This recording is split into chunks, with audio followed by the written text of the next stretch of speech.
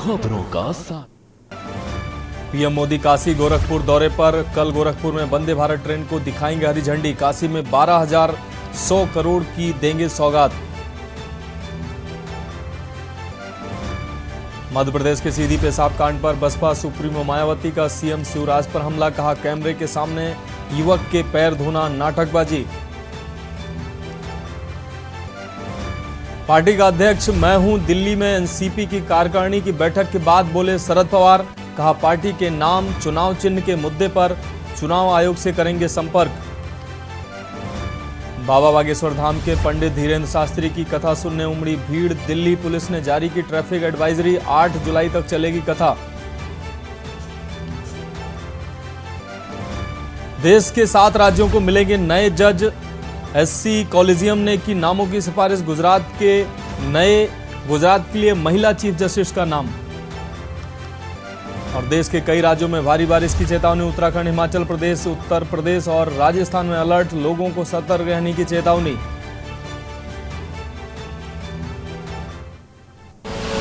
आप देख रहे हैं के न्यूज, खबरों का सारथी।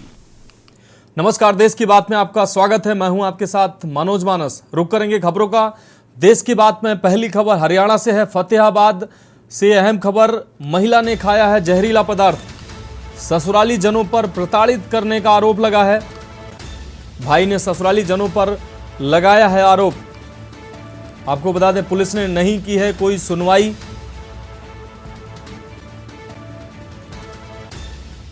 पुलिस ने सुनवाई नहीं की है इस मामले पर। गंभीर हालत के चलते रेफर किया गया है। महिला ने जहरीला पदार्थ खाया है। तो फतेहाबाद से अहम खबर आपको दिखा रहे हैं। ससुराली जनों पर प्रताड़ित करने का आरोप लगा है, जिसके बाद महिला ने जहरीला पदार्थ खाया है। महिला को नागरिक अस्पताल में इस दौरान भर्ती कराया गया है और गंभीर हालत के चलते उसको हायर सेंटर के लिए रेफर किया गया है। तो फतेहाबाद से अहम खबर आपको दिखा रहे हैं। महिला ने जहरीला पदार्थ खाया है। बताया जा रहा है ससुराली जनों के प्रताड़ना से महिला ने यह कदम उठाया है। भाई ने ससुराली जनों पर प्रताड़ना का आरोप लगाया है। तो पुलिस ने इस मामले पर कोई सुनवाई नहीं की है। महिला ने जहरीला पदार्थ खाया है और प्रताड़ित करने का आरोप भी लगा है। ससुराली जनों पर प्रताड़ित करने का आरोप लगा है। फतेहाबाद से इस वक्त की अहम खबर आपको दिखा रहे हैं। महिला को नागरिक अस्पताल में भर्ती कराया गया है, जहां हालत की गंभीरता को देखते हुए हायर सेंटर के लिए रेफर किया गया है।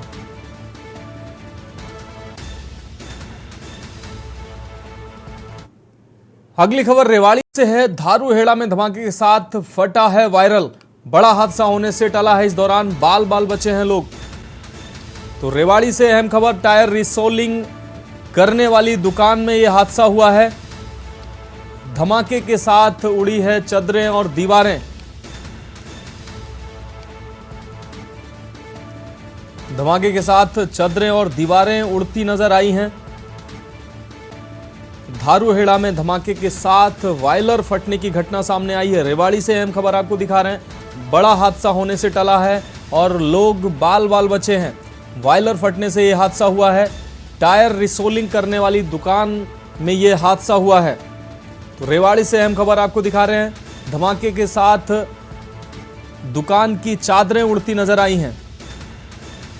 धारूहेड़ा का यह मामला बताया जा रहा है, जहां वायलर फटा है।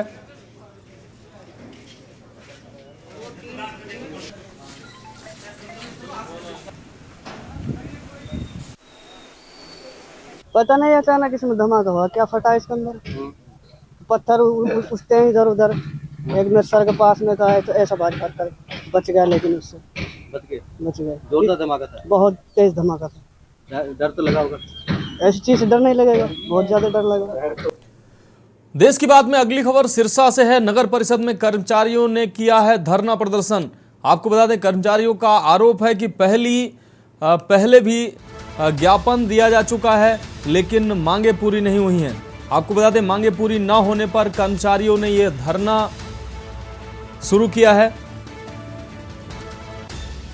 अधिकारियों और सरकार के खिलाफ नारेबाजी भी की गई इस दौरान।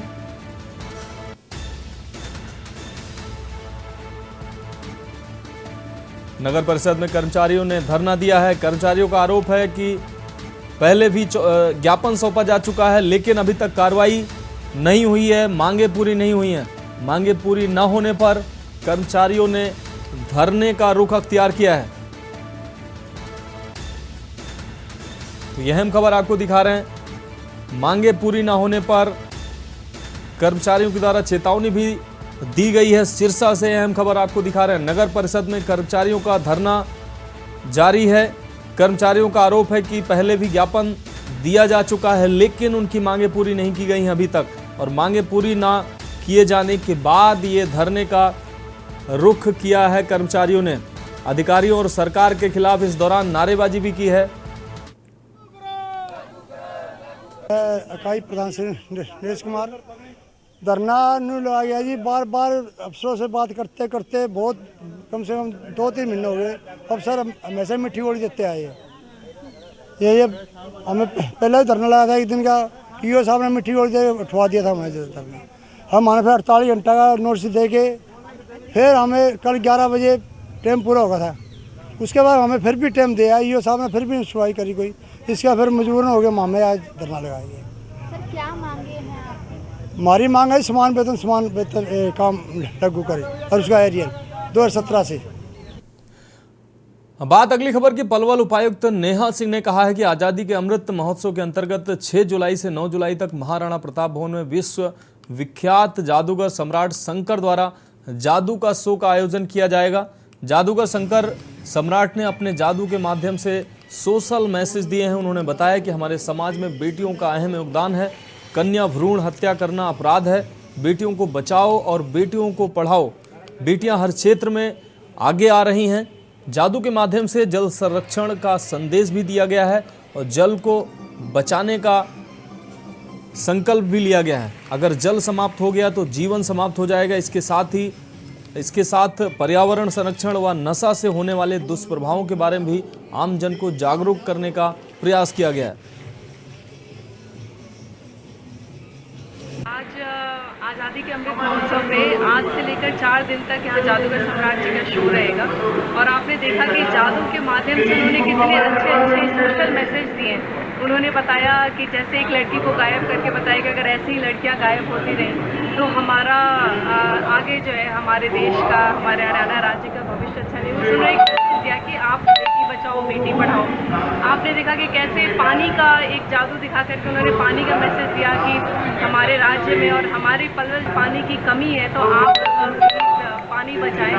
ऐसे ही साथ साथ उन्होंने जादू के साथ साथ लोगों को यहाँ पे कई मैसेजेस दिए हैं।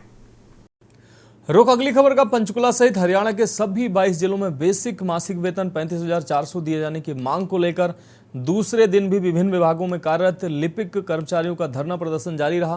पंचकुला के सेक्टर 5 में धरना स्थल में अपनी मांग को लेकर लगातार दूसरे दिन भी लिपिक कर्मचारी हड़ताल पर बैठे रहे और हरियाणा लिपिक कर्मचारी एसोसिएशन के प्रदेश अध्यक्ष विक्रांत सेक्टर 5 धरना स्थल पर अनिश्चितकालीन धरने पर बैठे लिपिक कर्मचारियों के बीच पहुंचे और उन्होंने स्पष्ट किया कि जब तक हरियाणा के सभी लिपिक कर्मचारियों का बेसिक वेतन 35,400 नहीं किया जाएगा तब तक उनका यह अनिश्चितकालीन धरना पंचकुला सहित हरियाणा के सभी जिलों में जारी रहेगा। देखिए, जो क्लरिकल कैडर है ग्रुप सी के अंतर्गत आता है और इनकी डिमांड कोई 1-2 वर्ष की नहीं है, दशकों की है। 1960 के दशक से लेकर जितने भी पे कमीशन आते रहे, उन पे कमीशन में ग्रुप सी के जितने भी पद थे उनका वेतनमान स्केल टू स्केल रिवाइज होता रहा। लेकिन एक क्लर्क का जो वेतनमान होता था जिसकी तुलना में बाकी पदों का या तो उनके बराबर था या कम था, वो सारा का सारा हमारा क्लर्क का तो वो घटाते रहे, बाकी का स्केल टू स्केल रिवाइज करते रहे।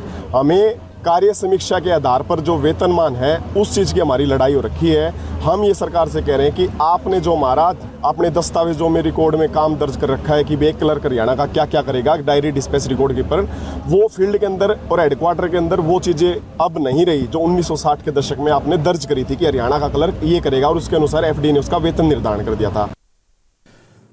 वर्ग एजुकेशन इंस्ट्रक्टर काफी समय से अपनी मांगों को लेकर सेक्टर 5 पर धरना स्थल पर प्रदर्शन कर रहे थे, जिसको लेकर आज CM हाउस का घेराव करने का ऐलान किया गया, जिसके बाद वर्क एजुकेशन इंस्ट्रक्टर के पदाधिकारियों को मुख्यमंत्री आवास से बातचीत के लिए बुलाया गया, जिस दौरान पदाधिकारियों की मुलाकात मुख्यमंत्री के ओएसडी भुवनेश्वर दयाल से बातचीत करवाई गई और वर्क एजुकेशन इंस्ट्रक्टर द्वारा अपनी मांगों को लेकर अवगत कराया गया। वर्क एजुकेशन इंस्ट्रक्टर के पदाधिकारियों द्वारा बताया गया कि सरकार द्वारा 7th GC मीटिंग में साफ लिखा है कि विभाग द्वारा लगाए गए सभी कर्मचारियों को बाई लॉज में शामिल किया जाए। अपनी पिछले 7 दिनों से इंस्ट्रक्टर अपनी मांगों को लेकर शिक्षा सदन सेक्टर 5 पंचकुला के पीछे धरने पर बैठे हैं। वर्क एजुकेशन इंस्ट्रक्टर अपनी मांगों को लेकर पिछले कई सालों से प्रयास कर रहे हैं, उन्हें उनके अधिकार दिए जाएं, लेकिन विभाग द्वारा उनके साथ सौतेला व्यवहार किया जा रहा है।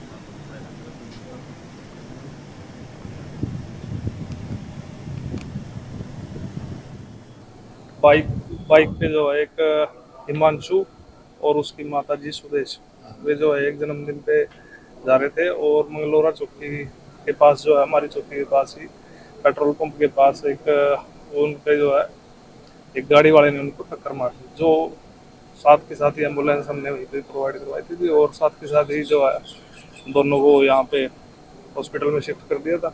उसके बाद जो है दोनों को मृत घोषित कर दिया गया।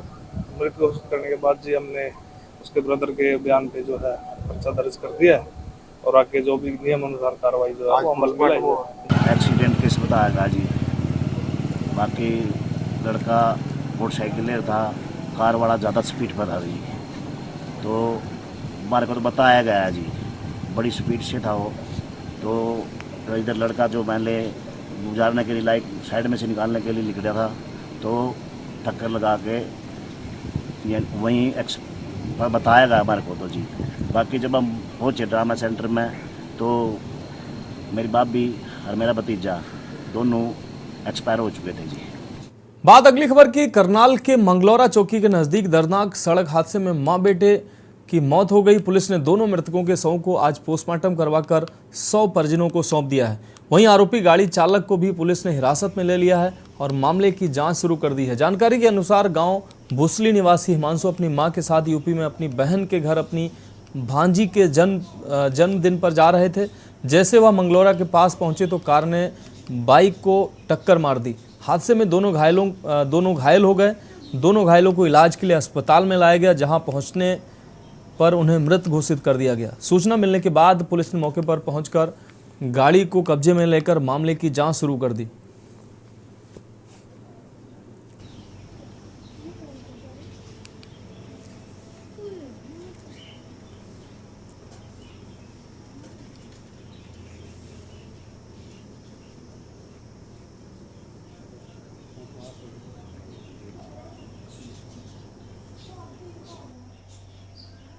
सबसे पहले तो आपके चैनल का बहुत धन्यवाद, जो आप अपना कीमती समय निकाल के हमारी जो सेवा है इसको लोगों तक पहुंचाने और लोगों को दिखाने के लिए आपने समय निकाला। और दूसरी बात, ये हमारी ये संस्था 22 सितंबर 2018 से रजिस्टर्ड है और सेवा हम उससे पहले से करते आ रहे हैं, लेकिन रजिस्टर जो करवाई थी वो।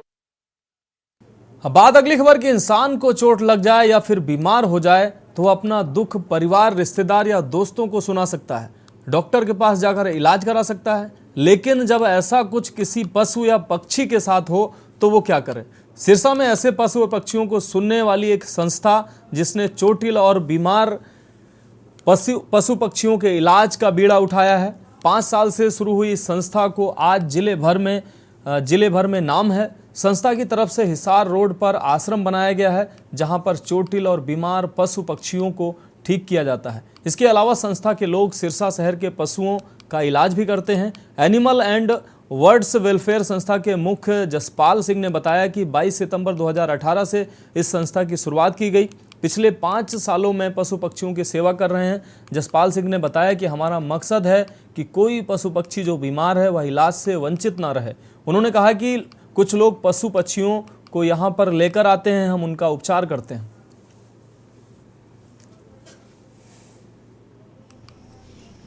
सबसे पहले तो आपके चैनल का बहुत बहुत धन्यवाद, जो आप अपना कीमती समय निकाल के हमारी जो सेवा है इसको लोगों तक पहुंचाने और लोगों को दिखाने के लिए आपने समय निकाला। और दूसरी बात, ये हमारी ये संस्था 22 सितंबर 2018 से रजिस्टर्ड है और सेवा हम उससे पहले से करते आ रहे हैं, लेकिन रजिस्टर जो करवाई थी वो 2018 से रजिस्टर्ड है जी। तो कितने प्रजाति के आप यहाँ पर पशु पक्षी या जानवर रखते हैं? अभी तकरीबन ये समझो जी हर एक प्रजाति का जो पशु पक्षी यहाँ पे आ चुका है जी। घोड़े, कुत्ते, बिल्ली, बतख, मोर, तितर, टटीरी, कोयल, कबूतर, हर एक चीज जो धरती में मान लो नॉर्मल देखने को मिलती है। बकरी होगी, गाय होगी, सुअर हो गए, तो हर एक पशु पक्षी यहाँ पे है जी हमारे पास। रुक करेंगे अगली खबर का। पूर्व मंत्री कविता जैन ने सोनीपत में प्रेस वार्ता को संबोधित किया। इस दौरान उन्होंने सोनीपत महिला मोर्चा की टीम गठित टीम को घोषणा की है। वहीं दावा किया है कि 2024 में भारतीय जनता पार्टी तीसरी बार सत्ता में आएगी, क्योंकि आज विरोधी पार्टियों के पास कोई मुद्दा नहीं है। बीजेपी ने भ्रष्टाचार को खत्म कर जन कल्याणकारी नीतियां चलाई हैं। पूर्व मंत्री ने कहा कि आज देश और प्रदेश में बीजेपी के शासनकाल में महिला हित में सबसे ज़्यादा काम हुए हैं। चाहे उज्ज्वला योजना की बात हो, बेटी बचाओ बेटी पढ़ाओ अभियान की बात हो, कन्या विवाह, सगुन योजना सहित ऐसी विभिन्न योजनाएं हैं जिनका लाभ आज देश भर की महिलाओं को हो रहा है। उन्होंने कहा कि प्रधानमंत्री नरेंद्र मोदी के प्रयास से आज महिलाओं को रसोई घर चलाने के लिए मुफ्त सिलेंडर दिए गए हैं। वहीं लगातार महिला हित में हमारी सरकार काम कर रही है। देश में 1 लाख रुपए है, हरियाणा के अंदर वो 1,80,000 रुपए है पर महिला मोर्चा। क्योंकि मैं खुद भी शहरी निकाय विकास की मंत्री रही और मैं समझती हूँ कि विपक्ष का काम केवल लोगों को बरगलाना है। और खुद माननीय मुख्यमंत्री जी ने कई दिन पहले खुद एक प्रेस कॉन्फ्रेंस करके हरियाणा की जनता को संबोधित किया, क्योंकि प्रॉपर्टी आईडी एक ऐसा विषय है कि जब हरियाणा की कोई भी प्रॉपर्टी, आप खुद मीडिया से जुड़े हुए बंधु आप देखो किस तरह से इलीगल कब्जे, अवैध चीज़ों पर कब्जा करना, या सरकार की जो प्रॉपर्टी है उस पर किस तरह से अवैध कब्जे करना, किस तरह से जो परिवार की भी अगर मैं बात करूँ तो प्रॉपर्टियों में लिटिगेशन, अगर मैं जैसे गांव की संपत्ति की बात करूँ कि किस संपत्ति पर किसका अधिकार है, भाइयों में भी खून हो जाते हैं। तो माननीय मुख्यमंत्री जी ने एक बहुत अच्छी सोच ली कि आज आईटी का युग है, उसके माध्यम से हम हमारी जो हरियाणा की प्रॉपर्टी है वो पूरी तरह से एक जियो डाटा पर आ जानी चाहिए। बढ़ेंगे अगली खबर की ओर। करनाल के असंध से कांग्रेस विधायक शमशेर सिंह गोगी ने बीजेपी नेता चौधरी बीरेंद्र सिंह को सलाह देते हुए कहा है कि उनके हिसाब से बीरेंद्र सिंह को कांग्रेस में शामिल हो जाना चाहिए। उनका कांग्रेस में शामिल होना उनके लिए अच्छा होगा। अगर उन्हें कांग्रेस में कोई पद ना भी मिले तो उनके बेटे आगे चुनाव लड़ेंगे तो जीत पक्की होगी। बीजेपी की टिकट पर लगता नहीं लोग अब आशीर्वाद देंगे उनको। गोगी ने कहा कि बीरेंद्र सिंह को उनकी राय कांग्रेस में शामिल हो, कांग्रेस में आना नहीं आना उनकी मर्जी है। कांग्रेस पार्टी बीरेंद्र सिंह की पुरानी पार्टी है। बीते दिनों बीरेंद्र सिंह ने बीजेपी जेजेपी के गठबंधन पर एक बयान भी दिया था, जिस पर कांग्रेस विधायक शमशेर सिंह गोगी ने यह सब कहा है। हरियाणा में कांग्रेस का संगठन अभी तक नहीं बन पाया है, जिस पर असंध से विधायक शमशेर सिंह गोगी ने कहा कि अभी तक संगठन नहीं बन पाना काफ़ी दुर्भाग्यपूर्ण बात है। संगठन नहीं है, इसका उनके पास कोई इलाज नहीं है, लेकिन जल्द ही सभी नेताओं को बैठाकर बातचीत कर संगठन बनाना चाहिए।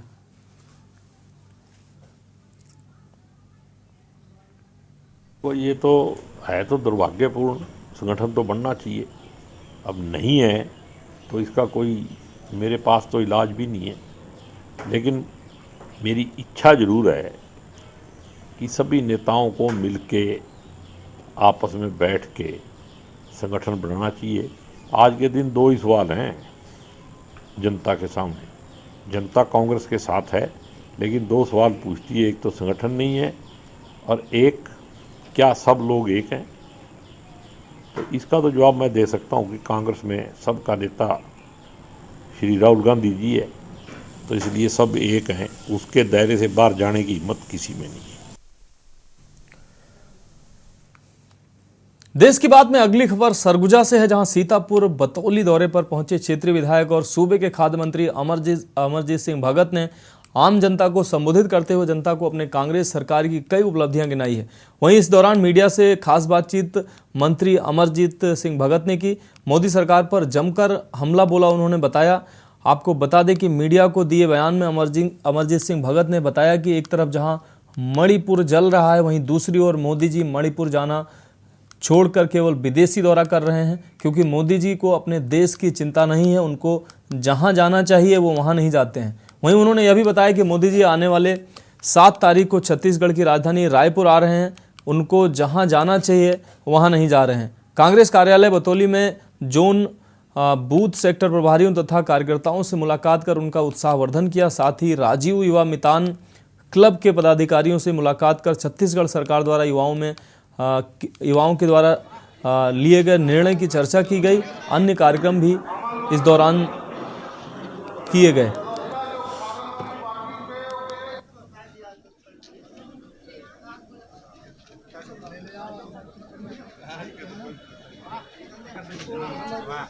मोदी जी का दौरा इस समय ज़रूरत है मणिपुर में, और इधर उधर जाने के लिए उनके पास समय है, लेकिन मणिपुर के बारे वहाँ जाने के लिए ना समय है ना उनके बारे में वो है।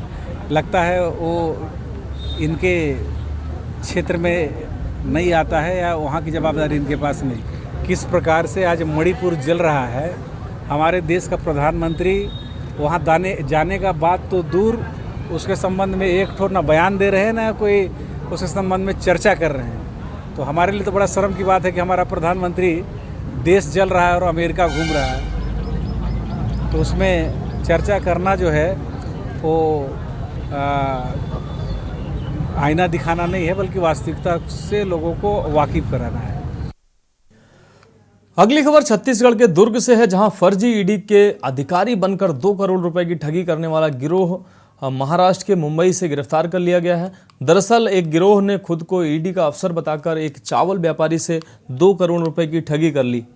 ईडी का नाम सुनते ही व्यापारी के होश उड़ गए और उसने अपने आप बैग में रखे 2 करोड़ रुपए ठगों को दे दिए थे। इतना ही नहीं, ठगों ने व्यापारी को अपने साथ अपने ब्लैक कलर की स्कॉर्पियो में बैठाया और उसे महाराष्ट्र की ओर ले जाने लगे। रास्ते भर मिन्नतें करने के बाद राजनाथ गांव के सोमनी टोल प्लाजा के पास उसे उतार दिया। इस मामले पर पुलिस ने 9 लोगों को गिरफ्तार कर सभी को न्यायालय में पेश किया है।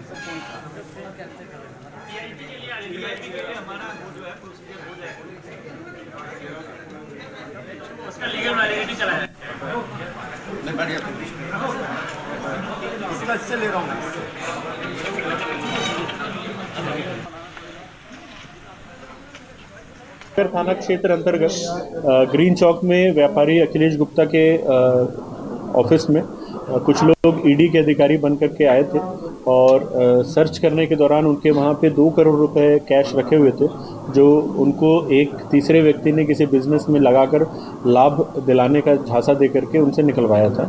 इन लोगों ने ईडी अधिकारी बनकर उस अमाउंट को जब्ती किया और व्यापारी को और अमाउंट को अपने साथ वहाँ से ले गए। व्यापारी को आधे रास्ते राजनांदगांव उन्होंने छोड़ दिया और रकम लेकर के महाराष्ट्र की ओर बढ़ गए। सूचना मिलते ही पुलिस की टीमें अलर्ट हो गई और अलग अलग स्थानों में अपना सीसीटीवी कैमरा और साइबर इनपुट के माध्यम से आरोपियों की पतासाजी करने लगी।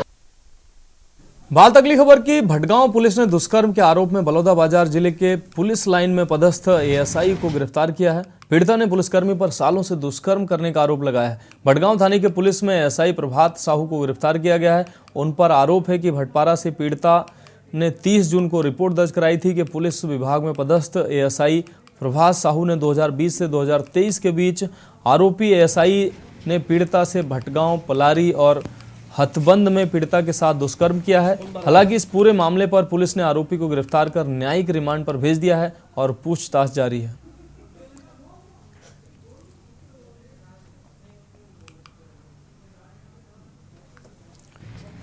23 के बीच उनके साथ दुष्कर्म किया गया है, ऐसा उनका आरोप है। उसी पर से अपराध पंजीबद्ध कर विवेचना में लिया गया और विवेचना दौरान आज दिनांक 6 जुलाई को उन्हें अरेस्ट करके न्यायिक रिमांड हेतु भेजा गया है। सर, घटना को कहाँ अंजाम दिया गया? घटना भटगांव और उधर पलारी और हथबंद ये क्षेत्र बता रही है, जहाँ पे घटना कारित किया गया आरोपी द्वारा।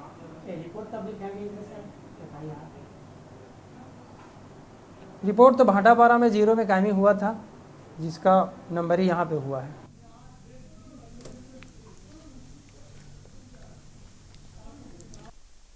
करेंगे अगली खबर का। बेमेतरा मुख्यालय तहसील कार्यालय के सामने 3 जुलाई से संविदा कर्मचारियों द्वारा हड़ताल की जा रही है। अनिश्चितकालीन हड़ताल में नियमित एवं रेगुलर जीवन दीप समिति के अधिकारी कर्मचारी शामिल हैं। एक अनोखा प्रदर्शन करते हुए मानव श्रृंखला बनाकर जो 2018 में भूपेश बघेल के द्वारा जन घोषणा पत्र जारी किया गया था कि कांग्रेस की सरकार आती है तो संविदा कर्मचारियों को किया जाएगा नियमितीकरण, लेकिन आज तक नहीं हुआ है वादा पूरा, जिसके विरोध में जय स्तंभ चौक पर मानव श्रृंखला बनाकर जन घोषणा पत्र को जलाया गया एवं राज्य सरकार के खिलाफ नारेबाजी भी की गई। वहीं दूसरी ओर भारतीय जनता पार्टी पूर्व प्रदेश मंत्री संध्या परधनिया ने अपने टीम के साथ जिला अस्पताल का निरीक्षण कर मरीजों का हालचाल जाना।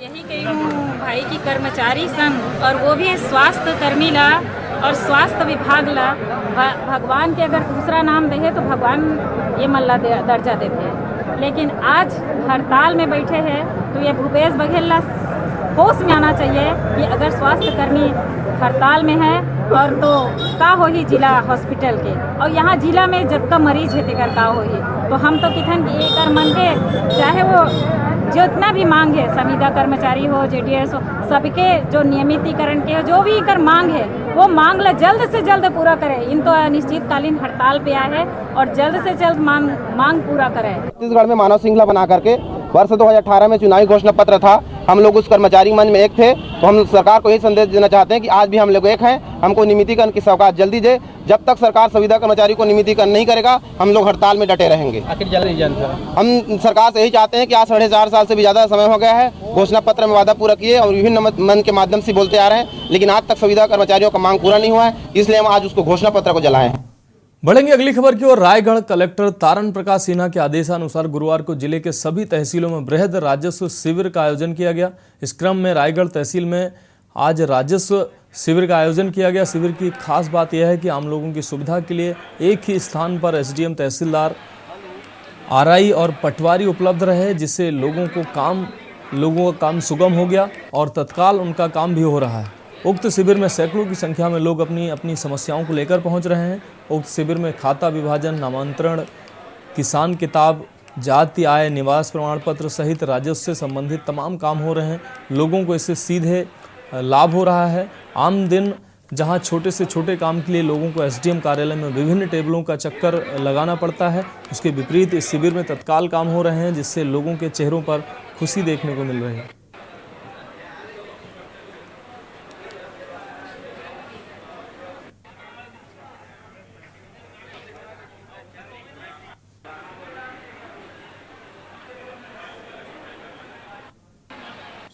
बरसात का सीजन प्रारंभ हुआ है और स्कूलों में अभी एडमिशन का स्कूल कॉलेज में चल रहा है, तो इसको देखते हुए कलेक्टर साहब के निर्देशानुसार आज तहसील रायगढ़ में राजस्व शिविर लगाया गया है, जिसमें छात्रों का आय जाति निवास प्रमाण पत्र, एडमिशन का जो भी दिक्कतें हैं उनको सॉल्व किया जा रहा है और साथ ही साथ किसानों का ऋण पुस्तिका, नामांतरण बंटवारा, किसानों का केसीसी, किसानों को खाद बीज देने का प्रमाण पत्र, ये सब काम किया जा रहा है।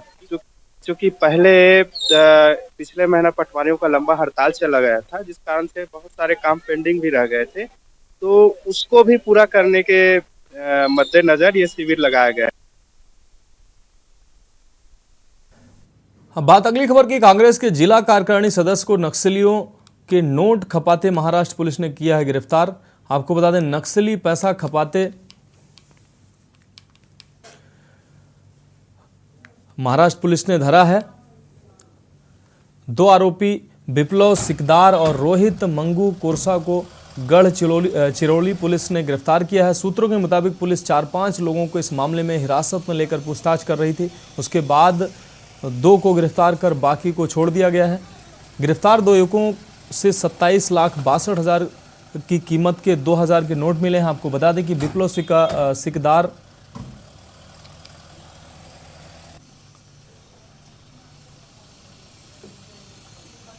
फिलहाल महाराष्ट्र पुलिस ने दोनों आरोपियों पर मामला दर्ज कर लिया है और उन्हें गिरफ्तार कर लिया। इस मामले में पंखाजूर भाजपा के युवा मोर्चा के अध्यक्ष शंकर सरकार ने कांग्रेस पर में निशाना कांग्रेस पर निशाना साधा और कई गंभीर आरोप लगाए हैं। कहा है कि कांग्रेस सरकार की चाल और चरित्र सबके सामने उजागर हो चुकी है।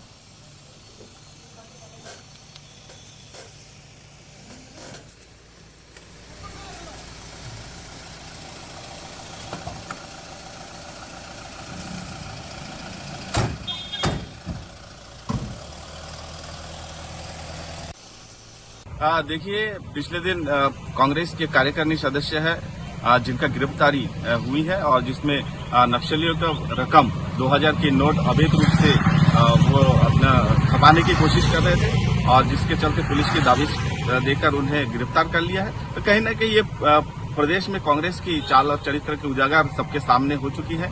किस तरह से प्रदेश की कांग्रेस सरकार नक्सलियों के साथ मिलकर कार्य कर रही है और ये स्पष्ट है।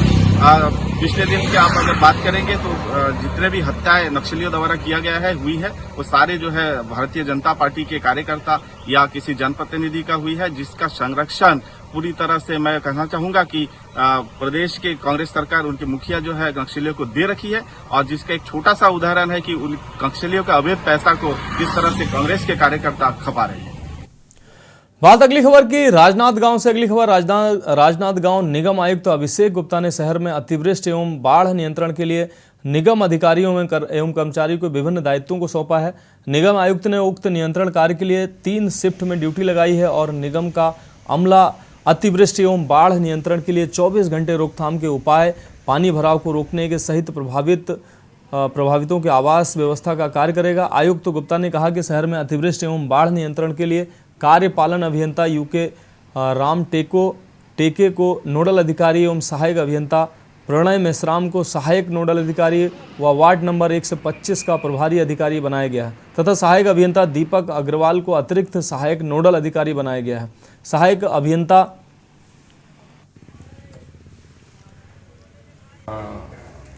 राजनांदगांव नगर निगम के कुछ वार्ड जैसे सिंगदई, मोहर, मोहाड़ा, ये वार्ड जो है ये शिवनाथ नदी के किनारे हैं और अगर शिवनाथ नदी में किन्हीं कारणवश पानी का बहाव तेज होता है या कहीं ऊपर में कोई गेट वेट खोला जाता है किसी एनीकट का, तो पानी हो सकता है कि इन वार्डों पे प्रवेश करे। तो इसके लिए हमने एक रैपिड फोर्स रेडी किया है और उसमें सभी प्रकार की व्यवस्थाएं सुनिश्चित की हैं कि वहाँ पर जो रैप आगती और इस टाइप के सामान जो कि बाढ़ नियंत्रण के दौरान पानी को दूसरे तरफ फ्लो करने के लिए आवश्यक होते हैं, वो सब सामानों की उपलब्धता सुनिश्चित किए हैं और उसमें कुछ लोगों का डेडिकेटेड ड्यूटी भी लगाया है ताकि अगर ऐसी स्थिति आती है तो हम लोग तत्काल एक्शन ले सकें और लोगों को कम से कम समस्या का सामना करें। देश की बात में वक्त है एक ब्रेक का, जल्द हाजिर होंगे। आप देख रहे हैं मगध। आपको बता दें मेडिकल कॉलेज में इलाज के दौरान मौत हो गई। मृतक 65 वर्षीय हेड क्लर्क महेश दास सलैया थाना क्षेत्र के इटकोहिया गांव के रहने वाले थे। वर्तमान में हेड क्लर्क नगर थाना के यमुना नगर में रहते थे। हेड क्लर्क के मौत के बाद इसकी सूचना पुलिस को दी गई, जिसके बाद पुलिस शव को अपने कब्जे में लेकर कागजी प्रक्रिया में जुटी हुई है और शव का पोस्टमार्टम कराया गया है, फिर परिजनों को सौंप दिया गया है। घटना के बाद से परिजनों का रो रो कर बुरा हाल है और गांव में मातम पसरा हुआ है। परिजनों ने मामले में कड़ी कार्रवाई की मांग की है। अंतिम संस्कार में पहुंचे अधिकारी व नेता। आपको बता दें मृतक हेड क्लर्क का अंतिम संस्कार उसके पैतृक गांव सलैया थाना के इटकोहिया गांव में किया गया है, जिसमें उप विकास आयुक्त अभ्येंद्र मोहन सिंह, एसडीएम एडीएम आशीष कुमार सिन्हा, जिला परिषद सदस्य शंकर यादवेंदु, अनिल यादव समेत अन्य लोग मौजूद रहे।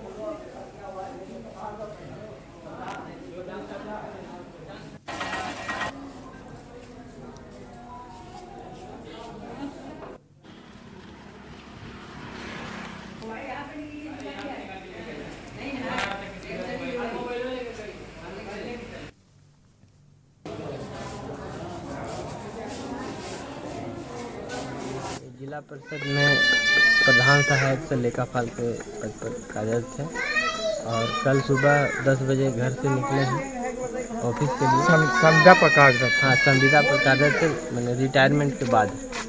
तो फिर इसके बाद उसी दौरान हम 2 बजे उनको कॉल करते हैं और कॉल करने के बाद फिर कॉल नहीं उठा पाते हैं।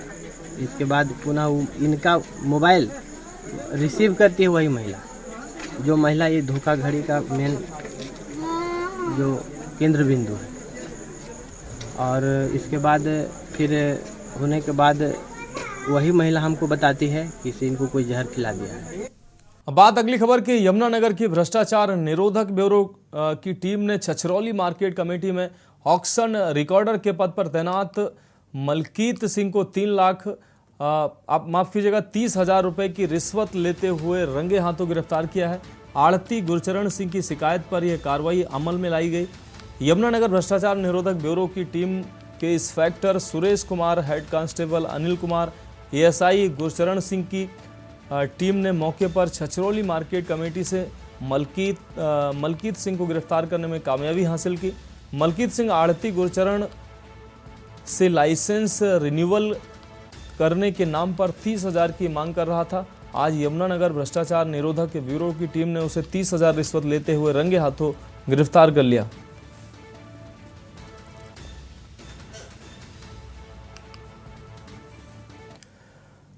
बात अगली खबर की। कुछ समय पहले गुरदासपुर में एक चोरी हुई थी, जिसके बाद शक के आधार पर गुरदासपुर की पुलिस द्वारा एक लड़की को उठा लिया गया था। उसके बाद गलत व्यवहार किया गया तथा उसे टॉर्चर किया गया। इसके बाद लड़की की हालत गंभीर हो गई और उसे सिविल हॉस्पिटल गुरदासपुर में दाखिल कराया गया। लड़की को इंसाफ न मिलने की वजह से आज गुरदासपुर के सिविल हॉस्पिटल गुरदासपुर में किसान जाथेवादियों की ओर से धरना लगाया गया। इस संबंध में बताते हैं कि किसान अगुओं ने कहा कि लड़की को अगर इंसाफ नहीं मिला तो जैसे जाथेवादियों की ओर से पूरा संघर्ष किया जाएगा। हाँ जी, मैं जिला प्रधान हरदीप सिंह, किसान मजदूर संघर्ष कमेटी पंजाब। ये ਜਿਹੜਾ 2-4 ਦਿਨਾਂ ਤੋਂ ਇਹ ਮਸਲਾ ਉੱਠਿਆ ਪੰਜਾਬ ਦੇ ਵਿੱਚ, ਪਹਿਲਾਂ ਗੁਰਦਾਸਪੁਰ ਜ਼ਿਲ੍ਹੇ ਸੀ, ਇਹ ਹੁਣ ਪੰਜਾਬ ਲੈਵਲ ਦਾ ਮਸਲਾ ਬਣ ਗਿਆ।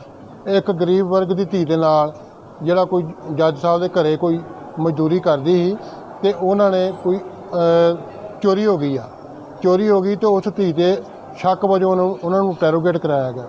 ਜਿੱਥੇ ਲੇਡੀ ਨੂੰ ਕੋਈ ਇੰਟਰੋਗੇਟ ਕਰਨ ਵਾਸਤੇ ਲੇਡੀ ਪੁਲਿਸ ਚਾਹੀਦੀ ਸੀ, ਉੱਥੇ ਪੁਲਿਸ ਨੇ ਜੈਂਟਸ ਕੋਲੋਂ ਉਹਨਾਂ ਨੂੰ ਬੇਪਤ ਕਰਕੇ ਉਹਨਾਂ ਦੀ ਜਿਹੜੀ ਇੱਜ਼ਤ ਵਾ ਮਿੱਟੀ 'ਚ ਰੋਲ ਕੇ ਸਾਰੇ ਕੱਪੜੇ ਲਵਾ ਕੇ ਤੇ ਬੜੀ ਦਰਿੰਦਗੀ ਦੇ ਨਾਲ ਉਹਨਾਂ ਨਾਲ ਅਤਿਆਚਾਰ ਕੀਤਾ। ਅਣਮਨੁੱਖੀ ਤਸ਼ੱਦਦ ਹੋਇਆ ਵਾ ਤੇ ਉਹਨਾਂ ਨੂੰ ਬਹੁਤ ਤਸ਼ੱਦਦ ਕਰਕੇ ਬਕਾਉਣ ਦੀ ਕੋਸ਼ਿਸ਼ ਕੀਤੀ ਗਈ ਜ਼ਬਰਦਸਤੀ, ਪਰ ਉਸ ਧੀ ਦੀ ਗਲਤੀ ਕੋਈ ਨਹੀਂ ਸੀ।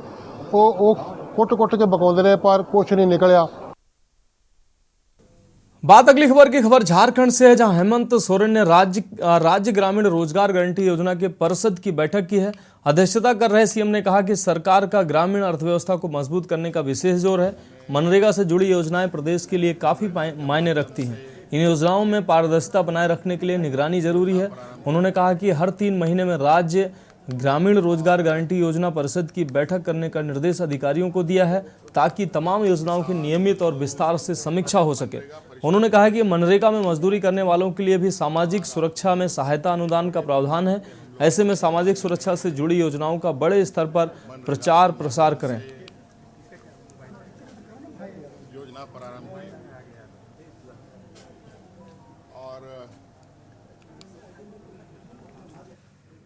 देश की बात में अगली खबर महाराष्ट्र के मुंबई से है। आपको बता दें, चेंबूर मुंबई हाईवे पर पूरी की पूरी सड़क धंस गई है। गनीमत रही कि कोई भी जनहानि नहीं हुई इस दौरान। बता दें कि थाना जाने के लिए, मुंबई से बाहर जाने के लिए यही एक मार्ग है। सड़क धंसने से पूरी सड़क का यातायात मार्ग प्रभावित हुआ है। सड़क के दूसरी तरफ वसंत राव दादा पाटिल बहुत बड़ा कॉलेज है। उस कॉलेज की इमारत का काम चल रहा था। इसी वजह से सड़क धंसने की संभावना जताई जा रही है।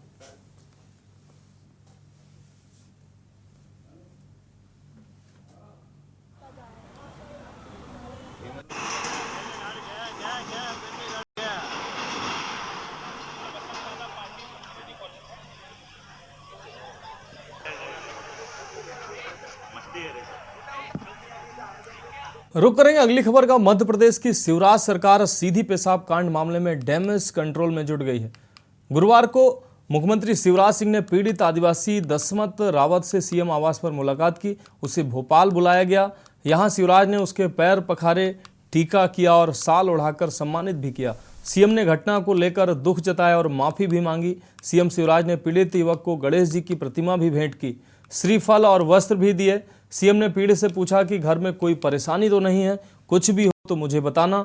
शिवराज ने पूछा कि क्या काम करते हैं। पीड़ित ने बताया कि कुबेरी की मंडी में पल्लेदारी का काम करता है। सीएम ने पूछा कि बच्चे पढ़ाई करते हैं, उनको छात्रवृत्ति मिलती है या नहीं। पीड़ित ने बताया कि बच्चे को वजीफा मिलता है। शिवराज ने कहा कि मुझे बेहद दुख हुआ है वो घटना को देखकर, इसलिए मैं माफ़ी चाहता हूं। मेरा कर्तव्य है कि मेरे लिए तो जनता ही भगवान है। शिवराज ने दसमत को सीएम आवास में नाश्ता भी करवाया।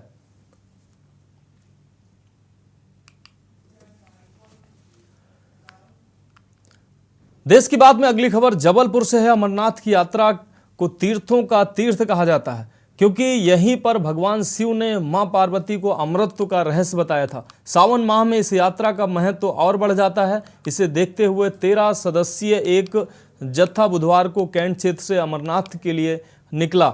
सहित आपको बता दें, क्षेत्र के शिव भक्तों का जत्था अमरनाथ यात्रा के लिए जबलपुर से यात्रा संयोजक अमित शुक्ला ने बताया कि हमारे क्षेत्र का जत्था जम्मू और फिर पहलगाम चंदनवाड़ी के रास्ते बाबा बर्फानी के दर्शन कर बालटाल से होता हुआ वैष्णो देवी के लिए दर्शन कर 7 दिनों की यात्रा पूर्ण कर वापस भोपाल आएगा।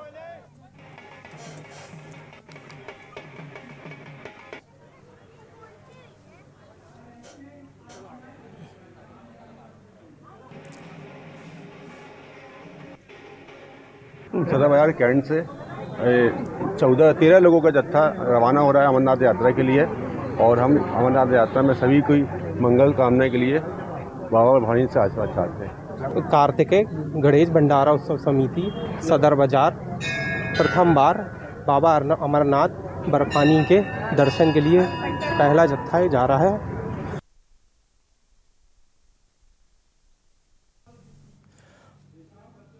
रुको अगली खबर का। रतलाम के बोदिना गांव में बीती रात एक घर में तेंदुए के घुसने से हड़कंप मच गया।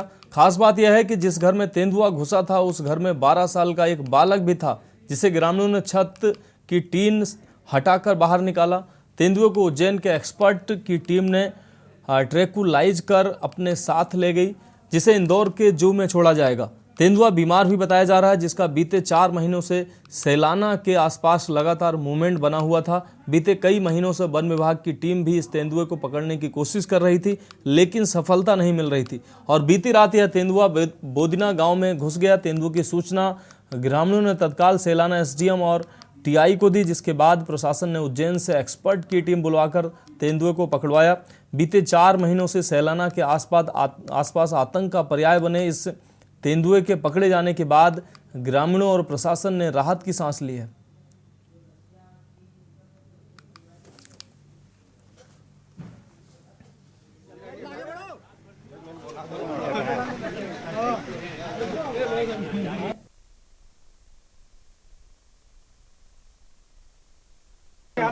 चला जा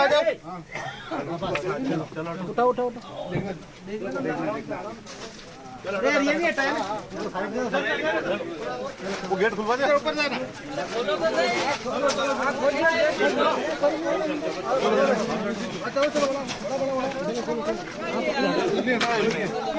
चलो आगे बढ़ो।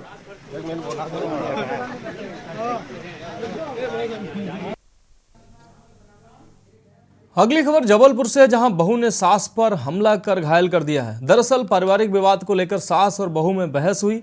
ससुराली वाले बहू की कुछ गलत हरकत की वजह से नहीं रखना चाहते हैं। बस इसी बात को लेकर दोनों सास और बहू में बहस हुई और हाथापाई करते हुए बहू ने सास सहित ससुराल पक्ष पर हमला करते हुए उन्हें घायल कर दिया। विवाद बढ़ता हुआ देख परिवार के सदस्यों ने थाना हनुमान ताल को सूचना दी, जिसके बाद पुलिस ने मामले में रिपोर्ट दर्ज कर घायल महिला को जिला अस्पताल विक्टोरिया पहुंचाया।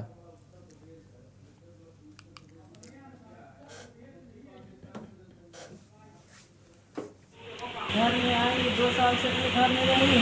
कौन? बहू। हाँ। और अच्छा लड़की को न कुछ न लेके आए कि हम रहेंगे, लड़ने के मूड में आए, अपने रिश्तेदारों को लेके और कहीं हम रहेंगे तो वीडियो को लेके आए, मोबाइल जो आया रहा वो वीडियो लेके आए, मोबाइल लेके आए गए। और कलम है कहीं हम रहेंगे तुमका वो जो साथी आए हुए उनके रिश्तेदार वो बोले कि कलम है रखो, तुम्हारा बहू है। हम लोग बोले कि रखेंगे तो 4 आदमी को बुला ले तो रखेंगे, भी आई हो। जब इतने साल से अपने घर में रहना रहता तो तुम लड़के को लेके आती और सामान लेके आती, रख लेके, वो तो ऐसे लड़ने की मूड में आई नहीं। अभी आपको मारी पीटी कितने लोगों ने मारी है? रुखसार मारी है, रुखसार।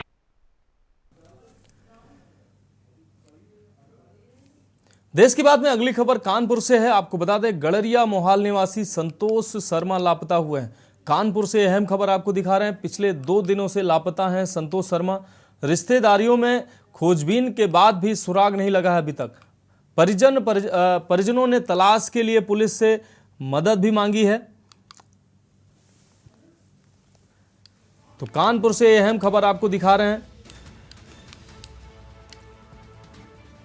संतोष शर्मा ये लापता हुए हैं। कानपुर के गड़रिया मोहाल निवासी संतोष शर्मा के लापता होने की अहम खबर आपको दिखा रहे हैं। संतोष शर्मा पिछले 2 दिनों से लापता हैं। संतोष शर्मा तो बताया जा रहा है कि 25 जून की शाम से ये लापता हैं।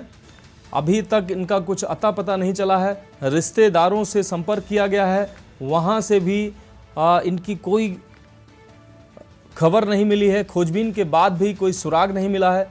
परिजनों ने तलाश के लिए पुलिस से भी मदद मांगी है।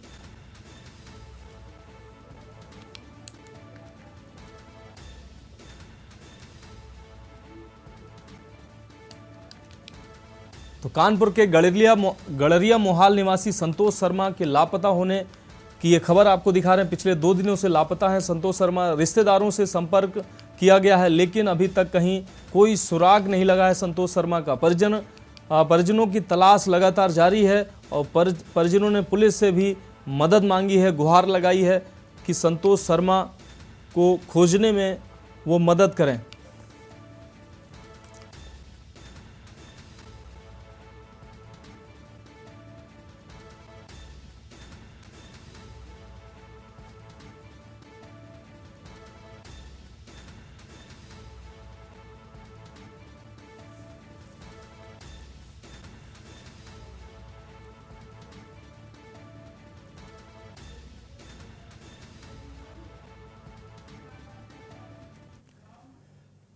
बात अगली खबर की। बांदा से अगली खबर। मनचले युवक ने युवती को प्रेम जाल में फंसाया है। प्रेम जाल में फंसाकर अश्लील वीडियो भी बनाए हैं। आपको बता दें मनचले द्वारा बनाए गए अश्लील वीडियो वायरल हुए हैं। पीड़ित परिजनों ने आरोपी युवक के खिलाफ तहरीर दी है। तो बांदा से अहम खबर आपको दिखा रहे हैं। पीड़ित परिजनों ने आरोपी युवक के खिलाफ थाने में तहरीर दी है। मनचले युवक ने युवती को प्रेम जाल में फंसाकर अश्लील वीडियो बनाए हैं। तो प्रेम जाल में फंसाकर अश्लील वीडियो बनाने की यह अहम खबर बांदा से आपको दिखा रहे हैं। मनचले द्वारा बनाए गए अश्लील वीडियो अब वायरल हो रहे हैं। आपको बता दें पीड़ित परिजनों ने आरोपी के खिलाफ तहरीर भी दी है। तो थाना तिंदवारी जनपद बांदा का ये मामला बताया जा रहा है। प्रेम जाल में फंसाकर युवती के अश्लील वीडियो बनाए गए हैं। तो मनचले द्वारा बनाए गए अश्लील वीडियो सोशल मीडिया पर वायरल हो रहे हैं। पीड़ित परिजनों ने आरोपी युवक के खिलाफ तहरीर दी है। थाना तिंदवारी का ये मामला बताया जा रहा है। बांदा से अहम खबर आपको दिखा रहे हैं। प्रेम जाल में फंसाकर अश्लील वीडियो बनाया है युवती का।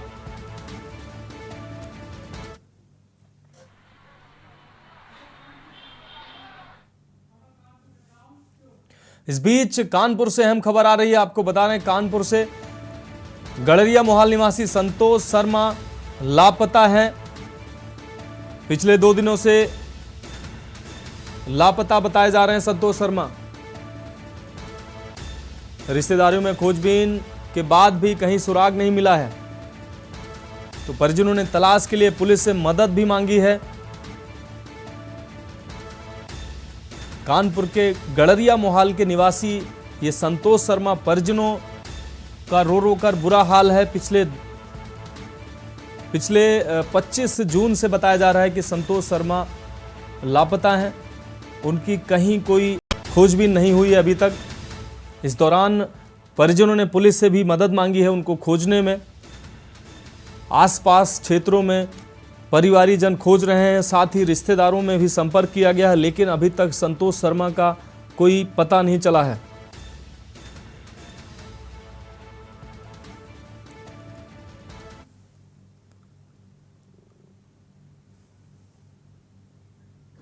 तो देश की बात में आज के लिए इतना ही। मुझे दीजिए इजाजत और आप देखते रहिए के न्यूज इंडिया।